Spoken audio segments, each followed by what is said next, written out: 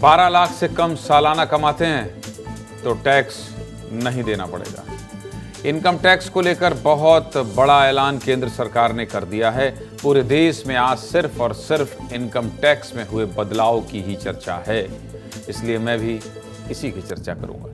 नमस्कार, मैं हूं ज्ञानेंद्र तिवारी और आप देख रहे हैं विस्तार न्यूज पर आपका अपना शो सीधे मुद्दे की बात। सीधे मुद्दे की बात में मैं आपको हर दिन देश, मध्य प्रदेश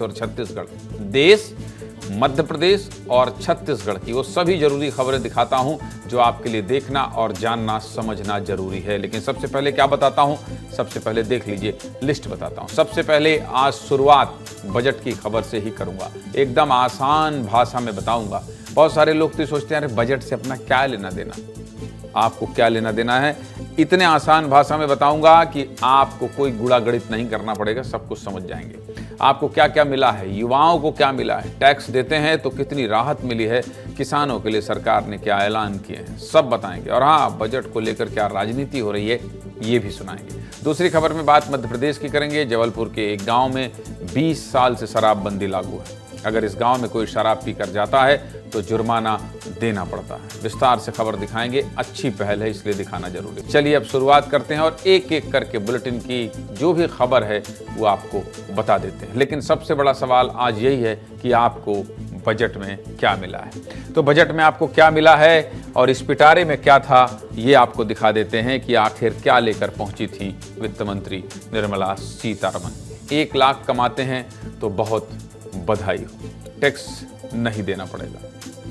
12 लाख कमाते हैं तो बधाई हो, टैक्स नहीं देना पड़ेगा। आपके पैसे सीधे सीधे बचने वाले हैं। टैक्स में कई बातें कही गई हैं, लेकिन सब तो नहीं बता पाऊंगा। वो जरूर बताऊंगा जो आपके लिए जरूरी है, जो आम आदमी के लिए जरूरी है। सबसे बड़ी घोषणा वित्त मंत्री ने इनकम टैक्स को लेकर किया है। इस बजट में सबसे ज्यादा चर्चा में इनकम टैक्स में हुई घोषणा को लेकर ही हो रही है। इनकम टैक्स पर सरकार के ऐलान से मिडिल क्लास को बड़ी राहत मिली है। अब 1 लाख रुपए महीना कमाने वालों को भी कोई टैक्स नहीं देना होगा। पहले ये लिमिट करीब 60,000 रुपए महीने तक थी, जिसमें 40,000 और बढ़ा दिया गया है। 1 लाख कमाते हैं तो आपको टैक्स नहीं देना होगा। चलिए इस खबर पर विस्तार से विश्लेषण कर देते हैं। अगर आपकी कमाई सालाना 12 लाख और हर महीने 1 लाख है तो कोई भी टैक्स नहीं देना पड़ेगा। इस बजट से पहले अगर आपकी 1 साल की कमाई 12 लाख थी तो आपको 71,500 टैक्स देना पड़ता था। लेकिन सरकार के टैक्स पर ऐलान के बाद अब आपका 71,500 रुपया सीधा सीधा बच जाएगा। एक भी पैसा आपको टैक्स नहीं देना पड़ेगा। अगर आपकी कमाई 12 लाख से ज़्यादा है तब आप टैक्स के दायरे में आते हैं। ये इस बजट की सबसे बड़ी बात है। अब दूसरा बड़ा ऐलान टैक्स में बुजुर्गों के लिए किया गया है। सीनियर सिटीजन्स के लिए टैक्स छूट दोगुनी कर दी गई है। सीनियर सिटीजन्स के लिए टीडीएस की सीमा 50,000 से बढ़ाकर 1 लाख कर दी गई है। साथ ही आप सभी टैक्स पेयर्स पिछले 4 साल का इनकम टैक्स रिटर्न एक साथ फाइल कर सकेंगे। इससे पहले तक ये लिमिट 2 साल थी। टैक्स में बम्पर छूट मिली है भाई। इसको लेकर वित्त मंत्री और टैक्स पेयर्स का क्या कहना है, सुनिए जरा। I am now happy to announce that there will be no income tax payable up to income of 12 lakh rupees. Tax भी अब कम पटाना पड़ेगा। पहली बार ऐसा हम कर्मचारियों के लिए राहत वाला बजट रहा। बड़ा निर्णय है जो टैक्स पेयर से हैं उनके लिए। जनता और सीनियर सिटीजन के लिए बहुत अच्छा मौका दिया गया है। देश का बजट आर्थिक जीडीपी बढ़ाने में बहुत सहयोग करेगा। और मध्यम वर्ग के लिए जो 12 लाख का टैक्स जो लगता था 12 लाख में, उनको छूट किया है। मध्यम परिवार के लिए तो ये टैक्स पे जो छूट दिया है बहुत ही अच्छा है। बजट में देखिए करदाता को बहुत बड़ी राहत दी गई है। अच्छा है, जो पहले हम लोग को एक ही घर में टैक्स फ्री था, अब हमको 2 घर भी बनवा लेंगे तो उसमें हमको राहत मिलेगी, टैक्स नहीं लगेगा। अपन बात युवाओं की करें, महिलाओं की करें या किसानों की करें या जो 60 साल के ऊपर लोग हैं, वृद्ध लोग, उनकी अपन बात करें तो सबके लिए ही इस बार जो बजट आया बहुत अच्छा बजट आया है। इससे पहले कुछ थी नहीं ये बात, पर लेकिन अब जब इलेक्शन आ रहे हैं पास तो अब ये फिर से 12 लाख के ऊपर पर एनएम के ऊपर टैक्स पर लेकिन टैक्स लेना क्यों है? बहुत चीज़ों से राहत मिल गई है सर जी, दिल्ली के अंदर तो, और हर चीज़ की व्यवस्था करके अपना वो चल रहे हैं। अच्छी बात है सर, इससे लघु उद्योग वाले जो हैं, जो बेचारे ज़्यादा नहीं कमा पाते हैं, उनके लिए तो बेनिफिट है, क्योंकि टैक्स तो उनको भी पे करना पड़ता था। खुशी तो होगी ही, ये टैक्स का पैसा अगर बचेगा तो आपको सीधा फायदा होने वाला है। चलिए अब बात किसानों की कर लेते हैं। किसानों के लिए सरकार ने क्या ऐलान किया है? सरकार ने कई बड़े ऐलान किए हैं, लेकिन सबसे बड़ा ऐलान किया है किसान क्रेडिट कार्ड की लिमिट 3 लाख से बढ़ाकर 5 लाख रुपए कर दी गई है। साथ ही किसानों के लिए पीएम धन धान्य कृषि योजना का ऐलान किया गया है। इस योजना का मकसद कृषि उत्पादन बढ़ाने के लिए नीति तैयार करना है। इस स्कीम के तहत देश के उन 100 जिलों पर फोकस किया जाएगा जहां कृषि उत्पादन कम है। इस स्कीम से देश के 1,74,00,000 किसानों को सीधा लाभ मिलेगा। इस योजना से छत्तीसगढ़ को क्या क्या फायदा होने वाला है, छत्तीसगढ़ के वित्त मंत्री ओपी चौधरी ने विस्तार से बताया है, सुनिए। छत्तीसगढ़ की दृष्टि से मैं देखूं तो खेती के लिए, कृषि के लिए इसमें बहुत कुछ इस बजट में है। तो सबसे बड़ा विषय है कि केसीसी का जो लिमिट था वो 3 लाख रुपए से बढ़ाकर 5 लाख रुपए किया गया है, और इस पर जो इंटरेस्ट फ्री है ब्याज मिलता है 0% ब्याज दर के साथ, उसका लाभ भी 3 लाख से अधिक 5 लाख तक भी कोई ब्याज नहीं लगेगा। इससे किसान भाइयों को बड़ा लाभ होगा। और इसके अलावा दलहन में लगभग हमने आत्मनिर्भरता प्राप्त किया है, उस दिशा में बड़े कदम है। वेजिटेबल के लिए फ्रूट्स, हॉर्टिकल्चर के लिए, इन सब चीज़ों पे बहुत बड़े काम करने की घोषणा की गई है। और जो एस्पिरेशनल डिस्ट्रिक्ट्स हैं उनमें एग्रीकल्चर के लिए प्रधानमंत्री धन धान्य कृषि योजना लॉन्च की जा रही है। इसका बड़ा लाभ छत्तीसगढ़ के भी अनेक जिलों को मिलेगा। हमारे बस्तर, सरगुजा के अनेक जिले हैं जो एस्पिरेशनल डिस्ट्रिक्ट्स में आते थे, उनमें हर तरह का क्रॉप डाइवर्सिफिकेशन, लोन, इरिगेशन, अच्छे बीज, सब प्रकार की सुविधा भारत सरकार बढ़ाने जा रही है। इसका लाभ छत्तीसगढ़ को बहुत बड़े लेवल पे मिलेगा। बधाई हो, छत्तीसगढ़ के किसान बहुत पावरफुल हैं। प्रदेश की सियासत में सरकार बनाने में इनका बहुत बड़ा हाथ है। ऐसे में किसानों के लिए ये ऐलान बीजेपी को नगर निगम और पंचायत चुनाव में भी फायदा पहुंचा सकती है। बजट पर छत्तीसगढ़ के किसानों का क्या कहना है, सुनिए। केसीसी फायदा में साल भर कोई ब्याज वगैरह नहीं लगना है। केसीसी का लोन बढ़ गया, बहुत फायदा होने वाला है अभी, और सब भी खुश भी हैं इसके बारे से। सब आज जो बजट जारी हुआ है वो हमारे किसानों के हित में बजट पेश हुआ है, और इसमें हम तहे दिल से खुश हैं और बजट को स्वागत करते हैं। ये बजट निश्चित रूप से हम लोगों के किसान के लिए ये के बहुत बड़ा उपलब्धि है कि किसानों को बहुत ज़्यादा प्रॉफिट मिलेगी। इसमें शासन की ओर से 5 लाख रुपया हो चुका है, किसानों के लिए बड़ी खुशी की बात है। बिगन ब्याज के मिलते, केसीसी में खातों मिलते और बीजा धान भी मिलते, पैसा भी मिलते। जो इसमें बिना ब्याज के केसीसी लोन मिल रहा है, ये किसानों के हित में है। किसानों के विकास के लिए, किसानों की उन्नति के लिए बजट जो पेश किया है, खुशखबरी की बात है। टैक्स पेयर्स को सुना दिया, किसानों को सुना दिया, लेकिन बजट को लेकर प्रधानमंत्री, मुख्यमंत्री और मध्य प्रदेश, छत्तीसगढ़ के मंत्री क्या कह रहे हैं वो भी सुनिए। देश के नागरिकों की जेब कैसे भरेगी, देश के नागरिकों की बचत कैसे बढ़ेगी, ये बजट इसकी एक बहुत मजबूत नींव रखता है। All taxpayers, the new structure will substantially reduce the taxes of the middle class and leave more money in their hands. यशस्वी प्रधानमंत्री श्रीमान मोदी जी के तीसरे टर्म का आज बजट का हम सबको जो आनंद आया, मैं भी महसूस कर रहा हूँ इस बात को। पूरे देश के लोगों के सपने को साकार करने वाला ये बजट है, और सभी वर्गों का इसमें ख्याल किया गया है। सर्वस्पर्शी बजट है। विशेष तौर से 4 बातों का ध्यान रखा है: गरीब, महिलाएं, किसान और युवा। परिणाम मूलक, विकास मूलक, कल्याण मूलक ये बजट है। तो नरेंद्र मोदी जी के इस बजट में लगभग मैं समझता हूँ कि 3 गुने से अधिक की वृद्धि हो गई है। जब हमारा अन्नदाता किसान जो भारत की अर्थव्यवस्था की रीढ़ कहलाता है, उसके लिए भी भारत सरकार ने पर्याप्त प्रावधान इस बजट में किए हैं। इस बार का बजट तो ऐतिहासिक है। 12 लाख तो शायद किसी ने कभी सोचा भी नहीं था कि 12 लाख तक की आय पूरे तौर पर इनकम टैक्स से मुक्त हो जाएगी। ये बजट विकसित भारत के अटल संकल्प को पूरा करने की आकांक्षाओं वाला बजट है। सशक्त भारत का बजट है। प्रधानमंत्री नरेंद्र मोदी जी का जो विजन है कि 2047 तक भारत को विकसित राष्ट्र बनाएंगे, उस दिशा में काफ़ी कारगर साबित होगी। विकसित भारत बनाने वाला बजट यह बजट है।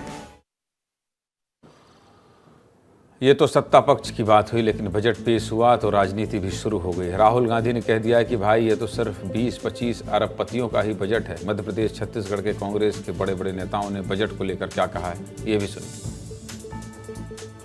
बजट का पूरा लक्ष्य 25 लोगों को फायदा पहुंचाने का। आपको थोड़ा सा दे देंगे, कह देंगे भैया ये लो थोड़ा सा टैक्स माफ कर लेंगे, तो हिंदुस्तान का धन 20-25 अरबपतियों को देने का है। महंगाई की एक भी बात नहीं हुई है। जो हमने सोचा था कि मिडिल क्लास के लिए कुछ होगा, फार्मर्स के लिए कुछ होगा, युवाओं के लिए कुछ होगा, ऐसा कुछ हमको दिखा नहीं। देश के लिए निराशाजनक बजट है। इस बजट में युवाओं के लिए कुछ भी उल्लेख नहीं है, ना रोजगार का उल्लेख है, ना नौकरी का उल्लेख है। मिडिल क्लास है, लोअर मिडिल क्लास है, गरीब है, किसान है, इसके लिए इस बजट में कुछ भी नहीं है। बजट में वित्त मंत्री निर्मला सीतारमण की साड़ी की भी खूब चर्चा हुई। दरअसल इस खास साड़ी का कनेक्शन बिहार से जुड़ा हुआ है। वित्त मंत्री ने बजट पेश करने के लिए क्रीम रंग की मधुबनी साड़ी पहनी थी। मधुबनी पेंटिंग बिहार के मिथिला का प्रसिद्ध पेंटिंग है। ये साड़ी वित्त मंत्री को तोहफे में मिली थी। पद्मश्री पुरस्कार विजेता दुलारी देवी ने निर्मला सीतारमण को गिफ्ट किया था। मंत्री जी के मधुबनी दौरे के समय दुलारी देवी ने ये साड़ी वित्त मंत्री को तोहफे में देकर कहा था कि आप ये साड़ी पहनकर बजट पेश करें। वित्त मंत्री ने इस मधुबनी साड़ी को पहनकर सिर्फ दुलारी देवी का ही नहीं, पूरे मिथिलांचल का मान बढ़ा दिया है। लेकिन राजनीति में हर तस्वीर के अपने मायने होते हैं। वित्त मंत्री ने साड़ी से लेकर बजट तक बिहार का खास ध्यान रखा। दरअसल बिहार में इसी साल सितंबर-अक्टूबर में विधानसभा चुनाव होने हैं, इसलिए भी बिहार के लिए की गई घोषणाओं को चुनाव से जोड़कर देखा जा रहा है। अब आपको हम बजट के वो पहलू बताते हैं जिससे बीजेपी को चुनावी राज्यों में फ़ायदा हो सकता है। ये भी आप ध्यान से देख लीजिए। बिहार में इसी साल चुनाव है और बजट में बिहार का खास ध्यान रखा गया है। बजट में बिहार में ग्रीन फील्ड एयरपोर्ट बनाए जाने की घोषणा की गई। मिथिलांचल के लिए पश्चिमी कोसी कैनाल प्रोजेक्ट का भी बजट में प्रस्ताव दिया गया है। साथ ही खाद्य के क्षेत्र में भी बिहार का खास ध्यान रखा गया है। बिहार में मखाना के उत्पादन, प्रोसेसिंग, मूल्य संवर्धन और मार्केटिंग में सुधार के लिए मखाना बोर्ड की स्थापना की जाएगी। बिहार में खाद्य प्रौद्योगिकी संस्थान भी बनाने की घोषणा की गई है। इसके अलावा पटना IIT का विस्तार करने की भी घोषणा की गई है। साथ ही पटना एयरपोर्ट के भी विस्तार की बात आज के बजट में। कुल मिलाकर यूनियन बजट 2025 के जरिए बिहार में बहार आ गई है। अब वो तो चुनाव में ही पता चलेगा कि इस बजट का बीजेपी को कितना फ़ायदा मिलता है। बिहार को लेकर बजट में जो ऐलान हुआ है उसके बाद भी राजनीति शुरू हुई और नेताओं ने इस पर बोलना शुरू किया। सुनिए क्या बोलना शुरू किया। तो देखिए, ना बिहार को कुछ मिला है, ना ये देना चाहते हैं। ये केवल जुमलेबाजी है और बिहार का चुनाव आएगा तो मीठी मीठी बातें होंगी, लेकिन तेजस्वी यादव को क्या समझ में आएगा? कौन सा पुरानी पैकेजिंग है? मखाना बोर्ड का गठन हुआ है। मखाना क्या, जो पूरे उत्तर बिहार में मखाना एक सबसे महत्वपूर्ण उत्पाद है। बेरोजगारी बिहार का सबसे बड़ा दंश है। उसके लिए कोई ब्लूप्रिंट आपके पास नहीं है, बल्कि आपको एक माफीनामा देना चाहिए बिहार के साथ, उनके साथ जो नाइंसाफी हुई। जब आए थे उस समय ही उन्होंने कहा था अगर विकसित राष्ट्र बनाना है भारत को तो आपको पूर्वांचल का विकास जरूरी है और पूर्वांचल का गेटवे कहा था बिहार है। बिहार में तो अभी चुनाव में समय है, लेकिन बजट के ठीक 4 दिन बाद ही दिल्ली में चुनाव है। दिल्ली में नौकरी पेशा और मिडिल क्लास को इनकम टैक्स में बड़ी छूट देकर मोदी सरकार ने दिल्ली की 70 सीटों का गणित बिगाड़ दिया है। दिल्ली में 67% मिडिल क्लास है। दिल्ली में 5 फरवरी को चुनाव है और 8 फरवरी को नतीजे आएंगे, तो बजट के ठीक 7वें दिन पता चल जाएगा कि बजट का जादू मिडिल क्लास वोटर्स पर चला है या नहीं। और क्या क्या बड़े ऐलान किए गए हैं, देखिए बजट में और क्या क्या बड़े ऐलान किए गए हैं वो भी विस्तार से बता देते हैं। आपको ये बता देते हैं कि क्या क्या खरीदेंगे तो अब आपको सस्ता मिलेगा। अगर आप टीवी खरीदना है आपको, तो आपके लिए खुशखबरी है। अब आपको टीवी सस्ते दाम में मिलेगा। साथ ही लेदर के सामान सस्ते हो गए हैं, कपड़ों के सामान सस्ते हो गए हैं, इलेक्ट्रिक गाड़ियां सस्ती हो गई हैं, कैंसर की दवाएं अब आपको कम दाम में मिलेंगी, जीवन रक्षक दवाएं आपको सस्ते रेट में मिलेगी, बुनकरों के कपड़े आपको सस्ते रेट में मिलेंगे। बजट को लेकर मध्य प्रदेश और छत्तीसगढ़ में क्या माहौल है, इसके लिए सीधे अपने सहयोगियों के पास चलते हैं और हमारे साथ कौन कौन जुड़ गया है ये आपको बता देता हूँ। चलिए देखिए, मेरे साथ रसिका जुड़ गई हैं, कोरबा में हैं, विवेक शुक्ला जुड़ गए हैं, भोपाल में हैं, आपको दुर्गेश दिखाई दे रहे हैं, दुर्गेश जबलपुर में है, इनका कैमरा बहुत हिल रहा है, कैमरा कम हिलाइए, लाइट जला लीजिए। रोहित रायपुर से जुड़ गए हैं। शुरुआत करते हैं राजधानी भोपाल से। मैं बहुत देर से देख रहा था विवेक, आप बतिया रहे थे लोगों से और बहुत देर से उनके साथ लगे हुए थे, क्या क्या बतियाए हैं और क्या निकला है आपके इस मंथन में? बिल्कुल ज्ञानंद जी, बातचीत इसी को लेकर शुरू हुई कि 12 लाख रुपए तक अगर आप कोई कमाते हैं पैसा और उस पर कोई टैक्स नहीं लगेगा तो इसका कितना बड़ा असर पड़ेगा। तो इसी बात को लेकर चर्चा चल रही थी। सीधे जान लेते हैं, क्या बजट में आज 12 लाख रुपए तक की इनकम टैक्स फ्री की गई है, कितना बड़ा फैसला देखते हैं? ये देखा जाए तो सरकार का बहुत ही बड़ा फैसला देखने मिलता है, क्योंकि हम भी एक मध्यम वर्गीय परिवार से आते हैं। तो आय तो निश्चित ही है, क्योंकि आय में जो वृद्धि है वो निरंतर गति से तो नहीं हो पा रही है। कई सालों से देखा जाए तो जो आय है टीचर्स या फिर जो भी पेशा वाले लोग हैं, तो आय तो निश्चित ही, लेकिन देखा जाए तो समय के साथ साथ हर चीज़ों पर टैक्स लगाया जा रहा है सरकार द्वारा। जीएसटी भी है जो कि हर यहाँ टैक्स कम हुआ है। यस, यहाँ टैक्स कम हुआ। आप बताओ जी, क्या कहोगे बजट में, कैसा लगा बजट? बहुत सही है, 12 लाख तक छूट मिली है, बहुत ही आराम है मिडिल क्लास फैमिलीज को, क्योंकि मिडिल क्लास फैमिलीज ही बैकबोन है इंडिया के इकोनॉमी का। हाँ, आराम है। आप बताइए मैडम, आपने तो टैक्स देती हैं आप, इनकम टैक्स?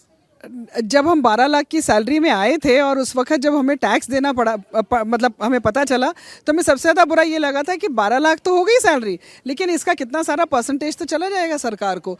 तो अब वो चीज़ नहीं रहेगी, अब वो खुशी रहेगी कि 12 लाख पूरे ही अपने होंगे, पूरे अपने होंगे, सारा पैसा अपना होगा। बिल्कुल, पैसा ही पैसा होगा। यस। क्या खरीदेंगे 12 लाख? आप क्या करते हैं? मैं अभी तो स्टूडेंट हूँ, पर मैं साइड हसल के लिए अपना इवेंट मैनेजमेंट करता हूँ। 500 करोड़ रुपए एआई के लिए दिए गए हैं इस बजट में। ये काफ़ी सही है, क्योंकि आगे जाने के लिए अभी जो न्यू जनरेशन आ रही है उनको एआई की काफ़ी ज़रूरत पड़ेगी और ये उनके लिए एक अच्छा पहल है। लेकिन ये सब 12 लाख की जो स्कीम निकाली गई है, ये स्कीम नहीं है, ये तो टैक्स स्कीम है जो निकाली गई है, ये सही है, पर काफ़ी हद तक अब उस हिसाब की जॉब दे भी नहीं रहे हैं।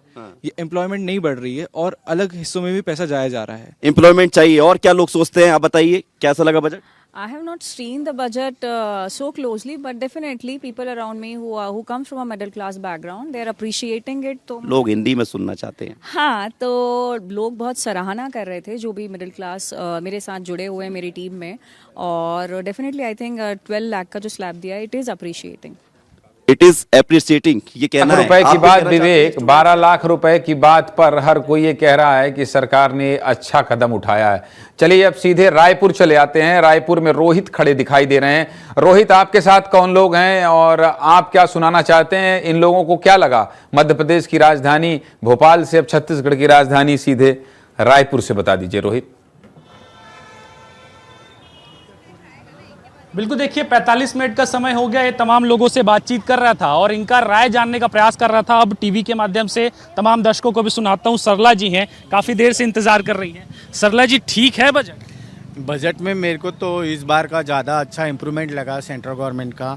ज़्यादा ये फोकस अच्छा लगा कि जो 12 लाख का स्लैब हमारे को टैक्स फ्री किया गया है आम जनताओं के लिए, वो स्वागत योग्य है।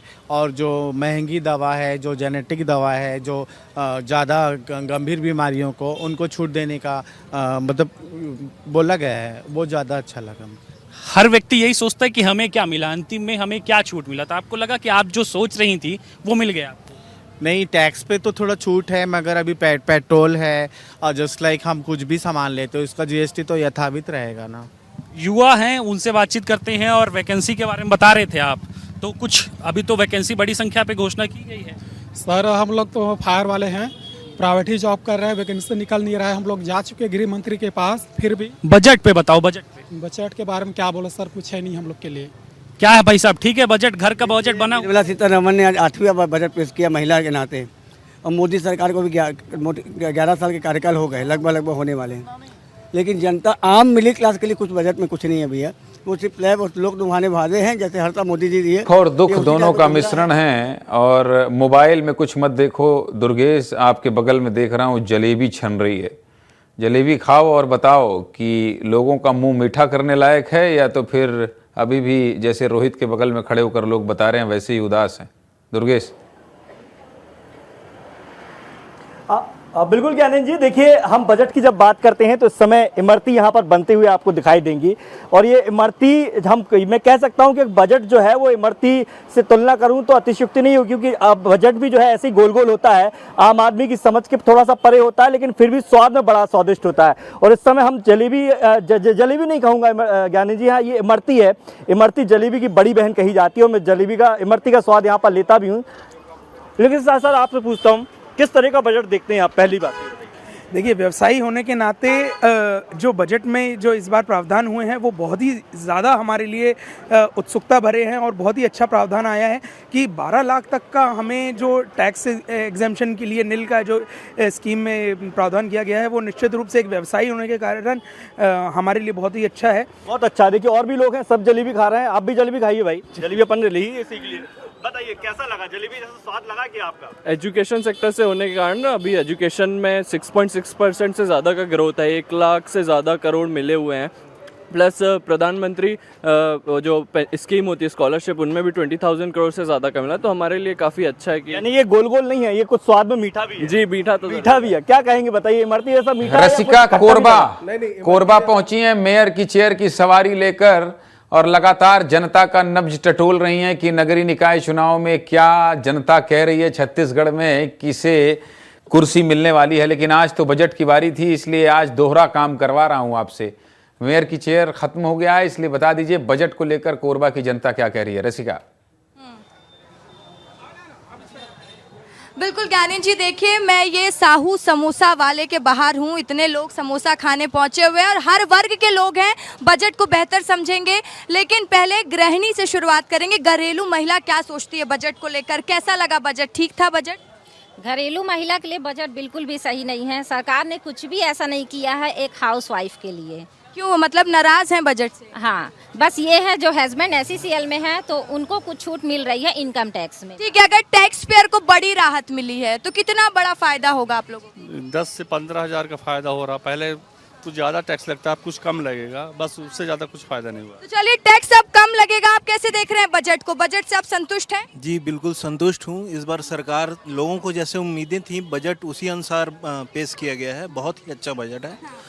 तो युवा कैसे देख रहा है बजट को? कई ऐलान युवाओं को लेकर। एकदम नहीं पसंद आया।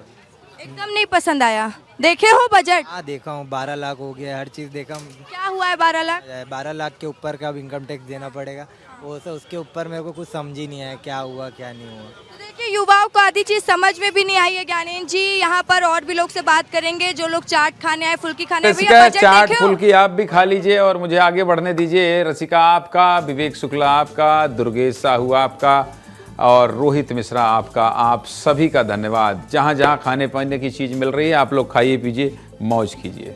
आगे बढ़ते हैं और आगे कौन सी खबर है ये बता देता हूँ आपको, देख लीजिए। इस गांव में शराब पीकर जाएंगे तो जुर्माना देना पड़ेगा। और ये गांव कहाँ का है? ये गांव है जबलपुर का। सरकारें जनहित में कितनी भी योजनाएं क्यों न चला लें, लोगों को कितना भी जागरूक क्यों न कर लें, लेकिन जब तक आम लोग साथ नहीं देंगे कोई भी जागरूकता अभियान सफल नहीं हो सकता। सरकार की योजना के बिना ही मध्य प्रदेश के एक गांव ने अपने यहाँ शराबबंदी लागू कर ली है। गांव वालों ने मिलकर प्लान बनाया है और अपनी इच्छा शक्ति से शराबबंदी कर ली। आज इस गांव में हुई शराबबंदी की पूरी खबर विस्तार से बता देता हूं। अभी कुछ दिन पहले ही मध्य प्रदेश के मुख्यमंत्री डॉक्टर मोहन यादव ने बड़ा ऐलान करते हुए राज्य के 17 धार्मिक शहरों में शराबबंदी की थी, जिसके बाद शराबबंदी के तौर तरीकों को लेकर चर्चा तेज हुई। इस पर भी बात हुई कि शराबबंदी करना कितनी बड़ी चुनौती होगी। लेकिन मध्य प्रदेश के ही इस गांव में आज से करीब 20 साल पहले शराबबंदी हो गई थी और इसका आदेश किसी सरकार या किसी अधिकारी ने नहीं दिया था, बल्कि गांव वालों ने खुद ही तय किया था कि अब गांव में शराब नहीं बिकेगी। गांव वालों ने नियम बनाए और गांव वालों ने इनका पालन करना शुरू किया और आज इस गांव की सफलता भरी कहानी से आसपास के ग्रामीण सीख ले रहे हैं। जबलपुर के तिनहेटा गाँव में ज़्यादातर आदिवासी गोंड लोग रहते हैं। आज से करीब 20-25 साल पहले एक समय था जब गांव की हर गली में अवैध शराब बनती थी, जिसकी सप्लाई आसपास के क्षेत्र में भी की जाती थी और गांव के हर घर में छोटों से लेकर बड़े तक सब लोग शराब पीने के आदी थे, जिसका परिणाम ये था कि बच्चों का भविष्य पूरी तरह बर्बाद हो रहा था और गांव में आए दिन झगड़े होते थे। धीरे धीरे क्राइम भी बढ़ने लगा। जब बात हद से पार होने लगी तो गांव की महिलाओं और बच्चों ने तय किया कि अब हर हाल में शराब को बंद करना ही है। इसके बाद शराबबंदी के लिए गांव में समिति बनाई गई। समिति ने नियम बनाया कि अगर गांव में किसी ने शराब बनाई या पी तो उस पर 10,000 रुपये का जुर्माना लगाया जाएगा और जुर्माने की राशि से गांव में गरीब बेटियों की मदद की जाएगी और इस नियम का सख्ती से पालन कराया जाएगा। इसके बाद गांव में धीरे धीरे शराब बनना बंद हो गई और लोगों ने पीना भी बंद कर दिया। इस उपलब्धि पर हमने गांव के पंचायत सचिव से बात की है। क्या कह रहे हैं सुनिए। आज के 20 साल पहले बहुत पिछड़ा गांव माना जाता था, पर यहाँ के जो बड़े बुजुर्गों के द्वारा एक जो सामाजिक तौर पर निर्णय लिया गया कि जो एक शराब जो कुरीति थी कि ये बहुत बड़ी कुरीति है, इससे हमारा गांव समाज बहुत पिछड़ रहा है, तो इनने बैठ के यहीं सामाजिक तौर पर निर्णय लिया कि हमारे गांव में ना शराब बनेगी, ना बिकेगी, ना कोई पिएगा। आज उसका परिणाम ये है कि यहाँ मेरे ख्याल से हमारे पूरा आदिवासी बाहुल क्षेत्र है, जितने पढ़े लिखे बच्चे हमारे इस गांव के हैं शायद आपको कहीं नहीं मिलेंगे। ये तो थी पंचायत सचिव की बात, लेकिन ग्रामीणों ने कैसे शराबबंदी का आंदोलन चलाया, पूरी कहानी जानने हमारे सहयोगी दुर्गेश साहू जबलपुर से 40 किलोमीटर चलकर तिनहेटा गांव पहुंचे। गांव में पहुंचते ही खुशहाली और पॉजिटिविटी दिखाई देती है। दुर्गेश ने गांव वालों से बात की, देखिए रिपोर्ट। उस समिति द्वारा फिर दारू बंद करवाए।